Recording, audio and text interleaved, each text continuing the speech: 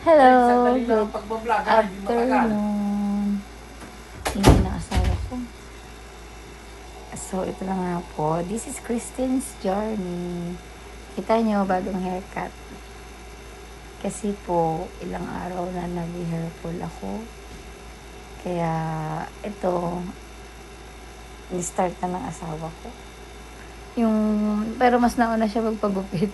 Kasi inunahan niya na daw ako para dalawa kaming kalbo. So, ito na nga po, magkwento ulit ako sa araw na ito. Kaninang tanghali, ma-share ko lang po, pagising ko mga bandang 8 o'clock,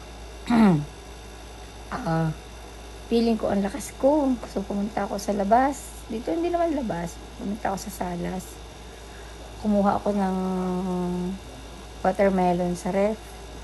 Tapos bigla akong bigla po akong parang nahilo. Hindi ko naman masabing hilo or lula, para pong iba. So, yun po. Tapos, hanggang sumama na yung lasa ko. Siguro may 3 oras din sumama yung lasa ko. Oo, siguro gutom. Kaya lang walang gana nga kumain. So, binalik ulit ako dito sa kwarto. Kaya nga lang, naging okay din naman pagkatapos kong kumain. Tapos, ang sarap ng kain ko dahil ang nanay ay nagluto ng sinaing na isda, Batangas.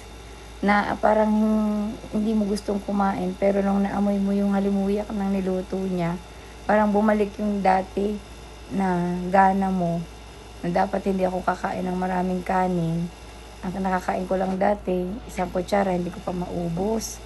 Ngayon, parang dami ko nakain kasi ang sarap ng pagkain ng ulam ko. Actually, request ko kanina, Shanghai isda. Pero, hindi siya yung nakain ko. Ang nakain ko ay yung sinaing na isda. So, natuwa ako kasi ang sarap ng pagkakaluto ng nanay ko.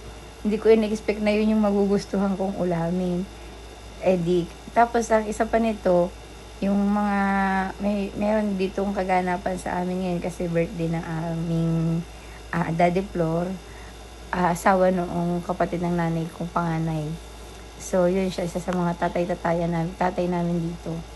So, yun ay, mayroong ditong kaganapan, may handaan kami dito, kaya din medyo magana.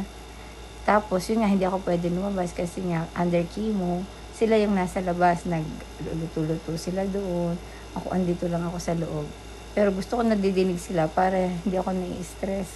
Kumbaga, yung stress ko napapalitan ng magandang vibes pa. Kumbaga, hindi ko naiisip na may sakit ako. Yun. Yun lang yung kagandahan pala pagka talagang yung pamilya mo is very supportive sa'yo.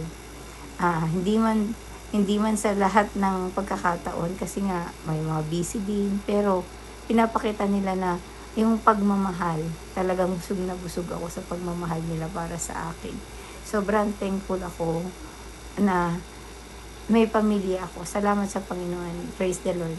So, ito na nga po, hindi matapos yung pagkukwento ko dahil sa sobrang pasasalamat. Una sa Panginoon. Ayun na nga. So, ito guys, tignan niyo yung buhok ko. Ano pong masasabi ninyo? Ayan, ang asawa ko ginupitan ako. Parang gumaan po siya. Kaya lang kanina nung ginugupitan ako, una nakahiga ako. Tapos hanggang nakaupo ako. Tapos nahilo talaga ako. Hindi ko na maintindihan. Hanggang humiga na naman ako. Mahirap din yung pinagdadaanan. Pero kahit mahirap pa rin, ito. Ang guys, kung makapapansin mo, pasa pa rin po yan. Yan yung mga tusok-tusok sa akin. Di pa rin po nawawala.